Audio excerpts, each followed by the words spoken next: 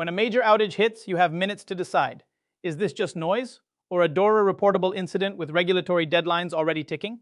In this topic, we'll turn that pressure into a clear, repeatable playbook for incident classification and reporting.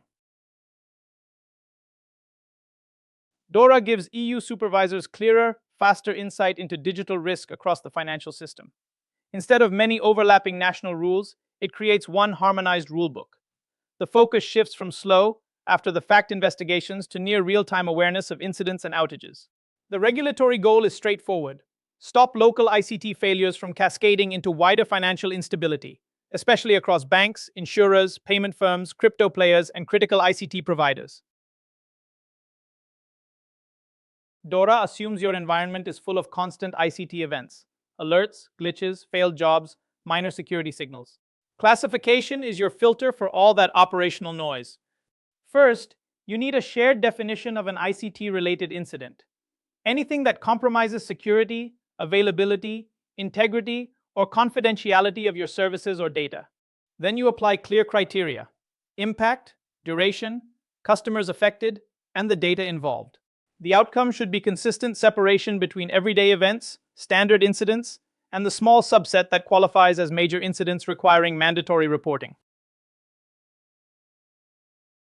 When DORA talks about classifying incidents, it's really asking three things. How many clients or market counterparts are affected, and how important are they? What happens to your data and systems? Loss of integrity, confidentiality, availability, and which critical services are disrupted? And what's the transactional and economic impact? Volumes, values, and potential reputational damage. These three dimensions form your basic yardstick for severity.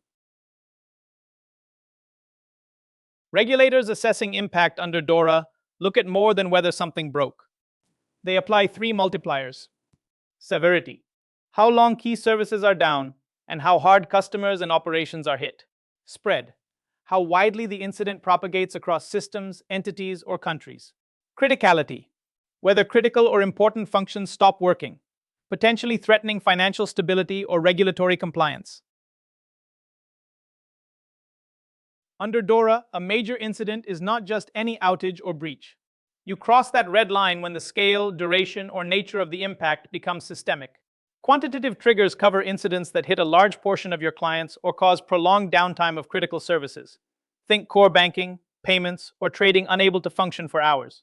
Qualitative triggers focus on what actually happened: successful malicious access or loss or corruption of critical data.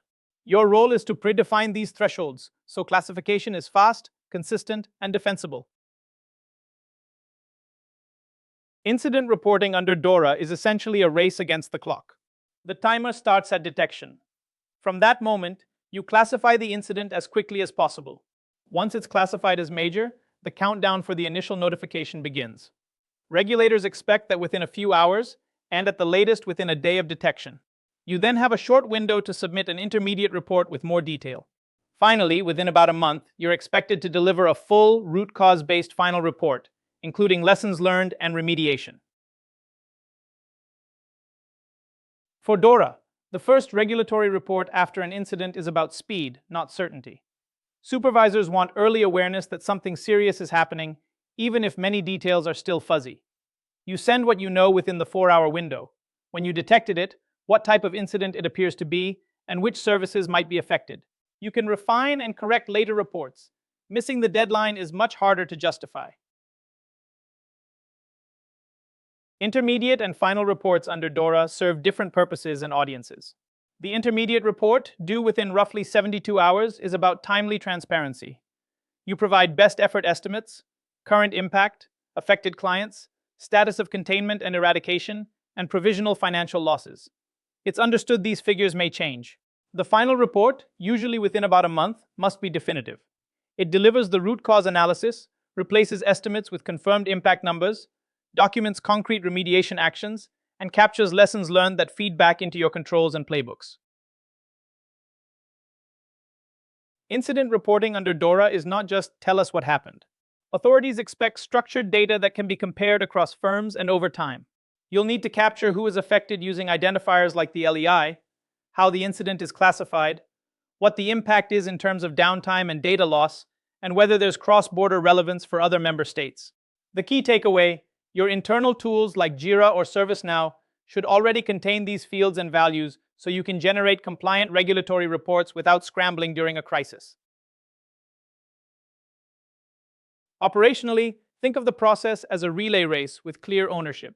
Ops detects an anomaly and logs it. That creates the event record. An incident manager then triages and classifies it. Is this just noise, a normal incident, or does it meet your predefined major incident thresholds? Every decision gets a short written rationale to form the audit trail DORA expects.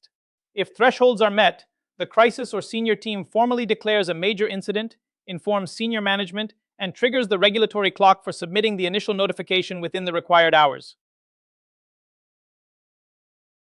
Incident commanders under DORA are constantly balancing two clocks. On one side are regulatory clocks. Downtime beyond a couple of hours may push you into major incident territory, and authorities expect material issues to be essentially resolved within roughly a day. On the other side are cyber reality clocks. Complex investigations and forensics often take days or weeks. Root cause and full eradication simply don't fit into 24 hours. The practical strategy is to aim for fast, stable containment you can defend, then communicate clearly that full resolution is underway. Never declare victory early. Never fake a fix. When something goes wrong, you're almost never dealing with a DORA incident in isolation. The same event can be a DORA major incident, a GDPR personal data breach, and an NIS2 incident affecting critical infrastructure all at once. If each team runs its own process, you get duplicate work, inconsistent timelines, and conflicting messages to regulators. What you really need is one unified incident playbook, a single set of facts, one ownership structure, and clear decision points, mapped out to the different legal templates and deadlines for each regime. When a major incident hits, DORA expects you to think in three communication directions at once. First, regulators. They must receive structured, timely reports, even while you're still investigating. This is mandatory, not optional. Second, your internal governance. Senior management and the board need clear, regular updates so they can approve key decisions and trade-offs. Third, clients and the public. If financial interests are affected, you must inform them without undue delay and explain concrete protective measures. Strong incident playbooks predefine these channels, owners, and message templates. To reach a true green light for DORA, translate this into 4 concrete moves. Predefine severity. Decide now how your internal incident levels map to DORA's major incident criteria, so classification is instant under pressure. Automate the boring parts. Identifiers, impacted users, timestamps, and evidence collection should be system-driven, not spreadsheet-driven. Rehearse. Run tabletop exercises that end with a draft regulatory report. And finally, build a culture where transparent reporting is seen as normal operational defense, not an admission of failure.